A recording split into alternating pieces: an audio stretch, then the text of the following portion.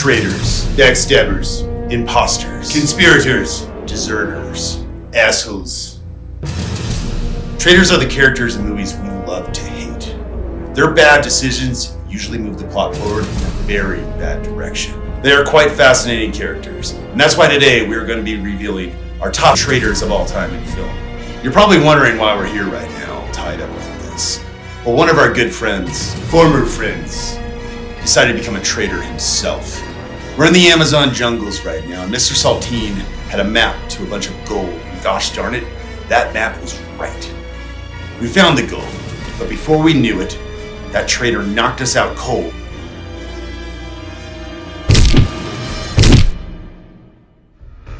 And now we're tied up here. I want that guy dead. Due time, Mr. Saltine. Due time. But in the meantime, let's go to our topest. Here we go.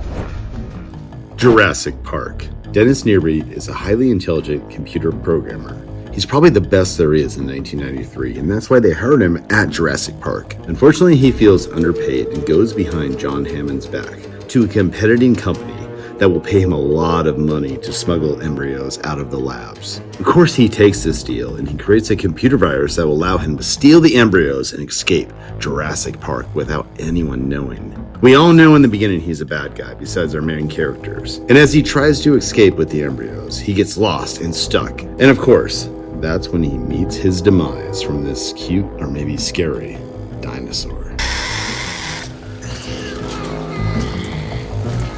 Total Recall is the ultimate popcorn Arnold Schwarzenegger action extravaganza that ends up taking place on Mars. You get to see Arnold and his amazing muscles kick countless bad guys' asses. But there's a scene where we are introduced to a man named Benny. He seems like the most awesome cab driver you will ever meet, and he always talks about his 5 kids to feed. Hey man, I got 5 kids to feed. Right there alone, you feel sympathetic for him, but don't trust him. And by the way, he's a mutant. And he's working for a bad guy named Cohagen, who won't give the people their air. Give this people air. But then he of course meets his demise when he's trying to kill Arnold, and Arnold isn't having it.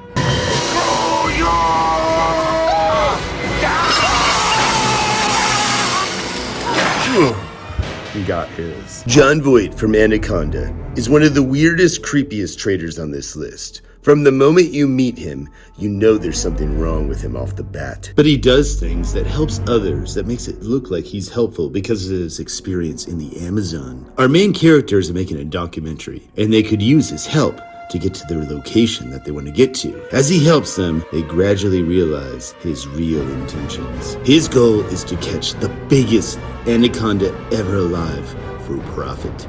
And Jon Voight, with this creepy grin, will do whatever it takes to get that anaconda. By the way, this is the weirdest grin I've ever seen in my life. Like that's really weird, right?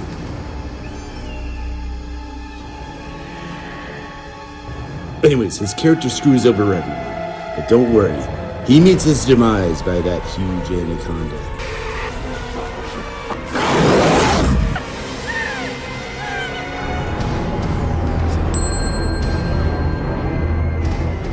That's a really good one, Mr. Saltine. I always hated that guy. This is my next one.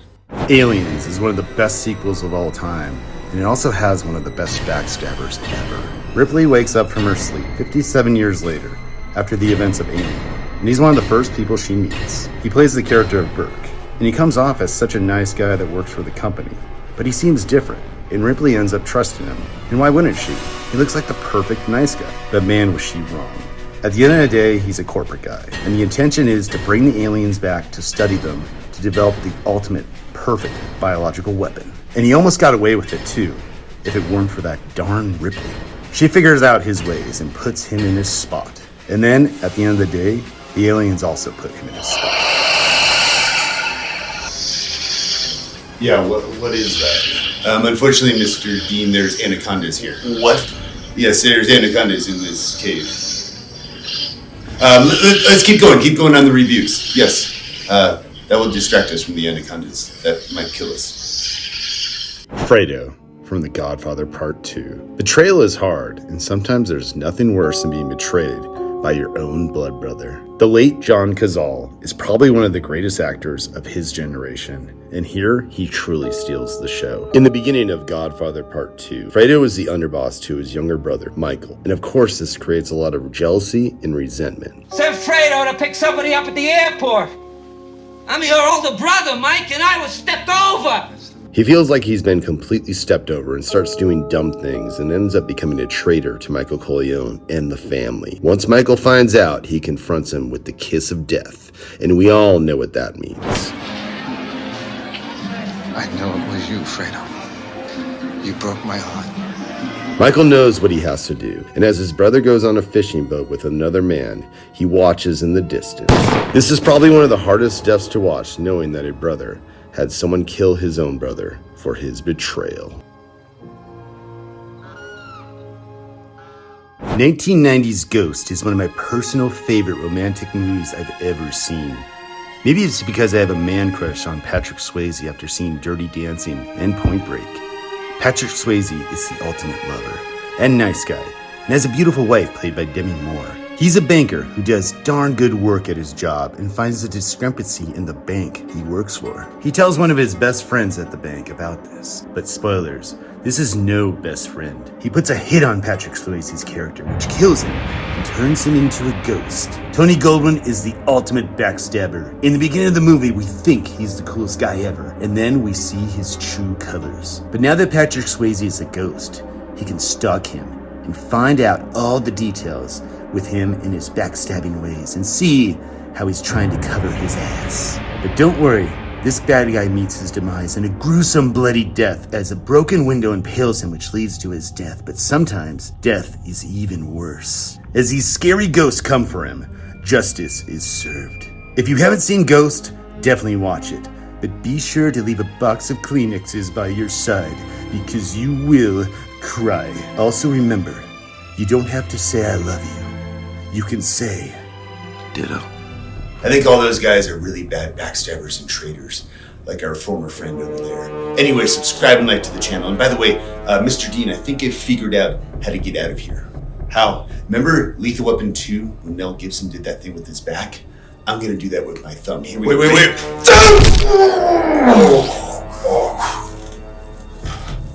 All right. Free! Right, let me get you out. Let's get this guy. Mr. Saltine, you are one crazy son of a gun. That's what people used to say to me during my sex parties when I lived in Manhattan. Well, Let's go.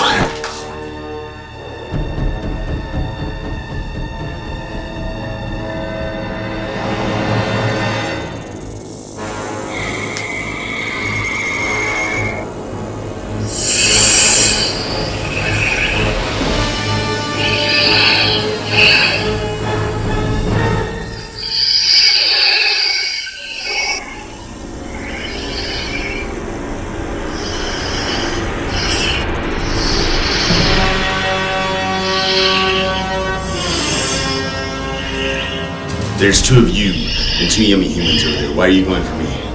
Guys, I need help. Guys.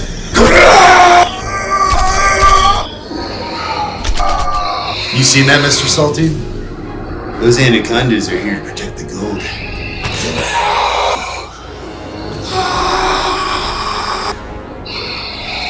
I don't know about you, but I would rather live longer than have that gold. Help me! Ditto. You parked about 12 kilometers that way, right? 13.5 kilometers. You know, there was this cute little empanada restaurant right before we got to the jungle. I saw that too. What do you say we go get some empanadas? Empanadas sound amazing right now. Yes. Let's go. Definitely. All right, let's get out of here. Yeah, definitely.